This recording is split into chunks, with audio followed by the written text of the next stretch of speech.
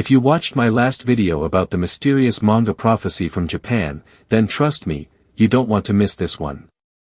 Because this time, we're uncovering a chilling prediction made by an American seer in the year 2025.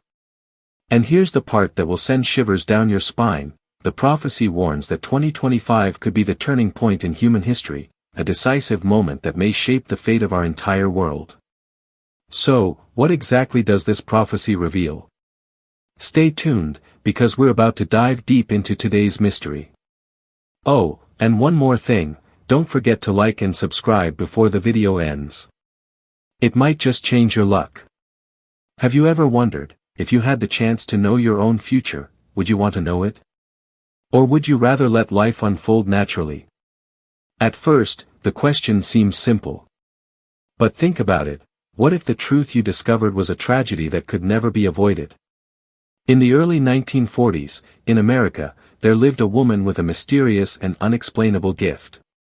She could see events before they happened, sometimes years into the future. She predicted people's careers, the exact moment love would enter their lives, and even the day someone would take their final breath. Her name was Jeane Dixon, a name that would later become legendary in the world of clairvoyance and prophecy. On January 10, 1942, inside a luxurious beauty salon frequented by America's social elite, a tense-looking woman approached the famous actress Carole Lombard, who at that time was at the very height of her career.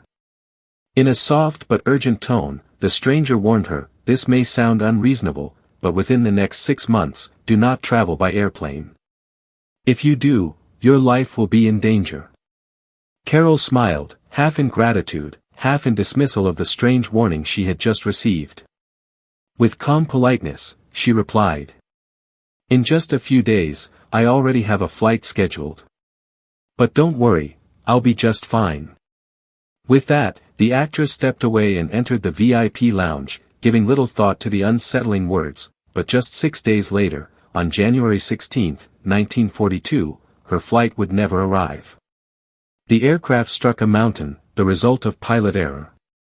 All 22 passengers on board, including Carole Lombard, lost their lives. The woman who gave that eerie warning wasn't some eccentric meddler, as many might have assumed. She was Jeane Dixon, a psychic who would go on to become one of the most influential clairvoyants in American history. Her predictions would not stop there. In the years to come, she would foresee world-shaking events, from the death of a U.S. president, to the rise of global superpowers, and even moments of catastrophic upheaval that changed history forever. March, 1933. The United States was drowning in the darkness of the Great Depression. Unemployment had soared beyond 25%. Crop prices had collapsed by nearly 60%. And more than 2 million Americans had already lost their homes.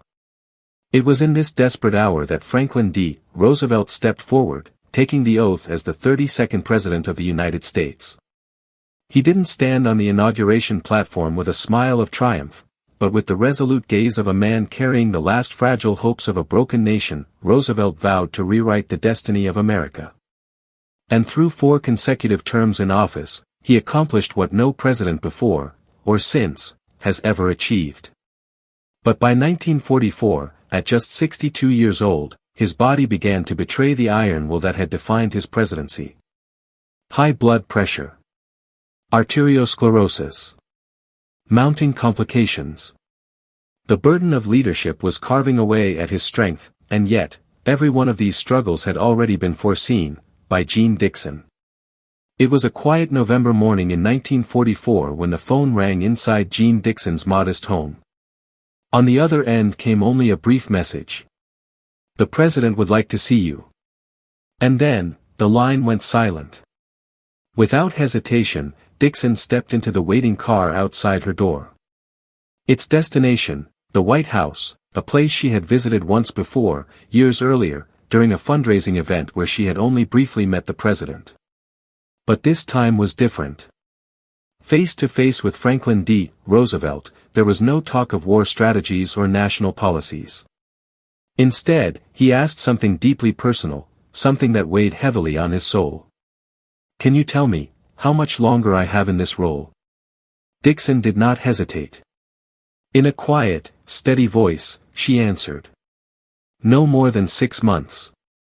And just months later, on April 12, 1945, Roosevelt passed away, exactly as she had foretold. His successor was none other than Harry S. Truman, a man whom Dixon had also predicted, years earlier, would one day rise to the presidency of the United States.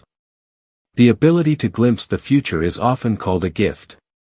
But for the one who carries it, it is also a burden. For Jeane Dixon, that ability revealed itself in her earliest years. She was born in 1904, in the state of Wisconsin, into a devout Catholic family. From a very young age, her parents began to sense that something about their youngest daughter was different. At only 5 years old, Jeane began insisting that her mother give her an envelope with a black border. She repeated the request over and over, all day long, despite her mother's firm reply, "There is no such envelope in this house." But 10 days later, a letter arrived from a distant relative. Inside was a funeral announcement: Jeane's grandfather had passed away. And the letter? It came in an envelope with a black border, exactly as the little girl had described. That was the first time her family realized the truth. Jeane possessed an ability that went far beyond. On another occasion, when Jeane was just 7 years old, her father had gone on a business trip to Chicago. Out of nowhere, she turned to her mother with sudden excitement and said, "Daddy's going to bring home a very big dog. Its fur is black and white." Her mother laughed. At that time, communication over long distances was slow, and no one in the family had ever mentioned anything about getting a dog. But just days later, her father returned, carrying with him a black and white dog, exactly as Jeane had described. Then, in 1911, a rare opportunity arose. Her parents learned of an Egyptian palm reader who had recently arrived in California, well known among the immigrant community for her uncanny ability to read fate through the lines of the hand. Curious, they brought Jeane to meet her. The woman studied the child's palm carefully, and then looked up, her eyes filled with something that words alone could not express. She told Jeane's parents, "Your daughter will be a great prophet, someone who can see across time." She then handed Jeane a small crystal ball and a piece of silk. And in that moment, something strange happened. The little girl stood silently, holding the crystal ball, until she suddenly turned to the woman and whispered, "Be careful with the stove, you're about to get burned." A few days later, the Egyptian palm reader suffered a kitchen accident. Just as young Jeane had warned, her visions didn't stop there. While playing in the backyard with her older brother one afternoon, Jeane suddenly told him, "You're going to be a famous athlete one day." At the time, it sounded like nothing more than a child's playful remark. But a decade later, her brother would rise to fame as one of the greatest football players in America. Some called her ability supernatural. Others believed it was a divine gift. But one truth was undeniable: Jeane Dixon could see the future. One of the earliest predictions that would push her into the public spotlight involved none other than Winston Churchill, the Prime Minister of the United Kingdom, and one of the most influential leaders of the 20th century. In 1945, during a visit to the United States, Churchill personally sought out Jeane Dixon. He had only one question for her: "Will I be re-elected?" Without hesitation, Jeane told Churchill that he would not be re-elected, that fate had already chosen a different course, no matter the power and prestige he held. Churchill's face flushed with anger. At that moment, the idea seemed unthinkable. Few could imagine any outcome other than his victory, but only months later, her prophecy came true. Churchill lost the general election.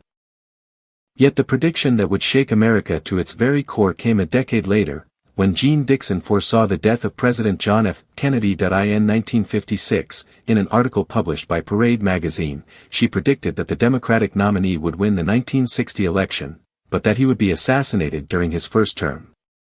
At the time, Kennedy had not even declared his candidacy. Many dismissed her words as nothing more than a publicity stunt, or simply forgot them, but by 1963, when Kennedy had become president, Jeane Dixon's premonitions grew far more vivid, and far more terrifying.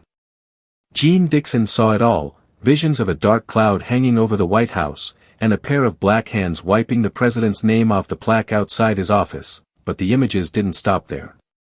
She also saw a strange name, 5 to 6 letters, beginning with an O, the second letter an S, and the final letter with a hooked tail, like a fishhook. On November 22, 1963, President John F. Kennedy was assassinated in Dallas, Texas. The nation plunged into mourning, and just hours later, a name flashed across every television screen, Lee Harvey Oswald. The O, the S, and the final D, curved exactly as Dixon had foreseen. People were stunned. Her prophecy had not only been accurate in outcome, but precise in its tiniest details. From that moment, the press began calling her the Seer of Washington. Jeane Dixon was no longer just an enigmatic woman issuing warnings others ignored. She had become a symbol of what science could not explain. Throughout her extraordinary career, Dixon didn't just predict the rise and fall of political figures or major historical events. She spoke of things yet to come, events that, in her words, could reshape not just a single nation, but the fate of all humanity. And among all her prophecies, one year stood out above the rest. The year she mentioned again and again. 2025. In 1971, Jeane Dixon published a book titled The Call to Glory. Within its pages, she described visions not just of the near future, but of events reaching chillingly far ahead. She wrote that in 2020, a global war would erupt, not a war of bullets and bombs like those of the past, but a war of disease. When the COVID-19 pandemic struck in 2020, many looked back at her words with uneasy recognition. A crisis that brought the world to a standstill, shuttered economies, and claimed millions of lives. Could this have been the very apocalyptic war Dixon had foreseen, and if that was only the beginning, what then awaits us in 2025, the year she repeatedly warned would mark a turning point for humankind? According to her later book, My Life and Prophecies, Dixon emphasized that 2025 would bring a bloody showdown between two major powers in Asia, China and Russia. In her vision, the conflict wouldn't simply be about politics or territorial disputes, it would be a battle for control over the destiny of the world. And in the end, she claimed, China would emerge victorious. That prophecy may sound far-fetched, especially now, months into 2025, with no such war having erupted. Yet it's worth noting that while Dixon's predictions have often been astonishingly accurate in outcome, the details, like who is involved or how exactly events unfold, have sometimes varied. Today, the world teeters on the edge of a very different kind of conflict, a tense economic standoff between the United States and China. Could Dixon's vision have been misread? Was she actually foreseeing this trade war? There is no way to know for certain. Only time will reveal the truth, and yet, what makes 2025 even more unsettling is that Dixon wasn't the only one pointing to it. Back in 1999, a Japanese manga artist named Tatsuki published a graphic novel titled The Future I Saw. Within its pages, she recorded 15 prophetic dreams, 14 of which have already come true. The final dream, the one that has yet to unfold, predicts a disaster on July 5, 2025. According to this vision, an event even greater than Japan's March 11 earthquake will strike the South China Sea. A new landmass will rise from the ocean, connecting Japan, Taiwan, Hong Kong, and the Philippines. And the story doesn't end there. In Japan, a man claiming to be a time traveler from the year 2062 appeared on a popular internet forum. Before the devastating March 11 earthquake, he posted a warning urging residents to flee to higher ground. Then, in 2022, he returned with another chilling message: the South China Sea will not be calm. Prepare for something never before seen in July of 2025. Is it all mere coincidence, or a warning the world has yet to fully understand? Jeane Dixon once said. Yes, there will be war. But at the same time, a person of boundless love and compassion will emerge. This person will reconnect the severed threads of humanity and guide us toward final peace. Perhaps 2025 will bring turmoil, but maybe, just maybe, in that long night, a light is waiting at the end of the road. The real fear, she warned, may not lie in the disaster itself, but in our refusal to prepare. Even after we've been warned. Throughout history, humanity has always faced one deceptively simple question: can the future be changed, or has it already been written, leaving us to wait for it to arrive? We may not be able to stop the earth from trembling, nor hold back the storms, nor control the movements of the deep and restless sea, but perhaps, knowing what lies ahead is the first step toward surviving it. But we can choose whose hand we hold when those moments come. Sometimes, just a single hand reaching out in the darkness is enough to make us feel that everything might be okay. You may not believe everything you've just heard. For some, prophecy is a matter of faith, or perhaps nothing more than coincidence. But if you've ever encountered a strange prediction, if you've ever had a dream you couldn't explain, or felt a moment that hinted at something beyond ordinary logic, then share your thoughts in the comments below, and if you want to continue following stories as mysterious and chilling as this one, don't forget to subscribe and turn on the notification bell. I'll see you in the next video.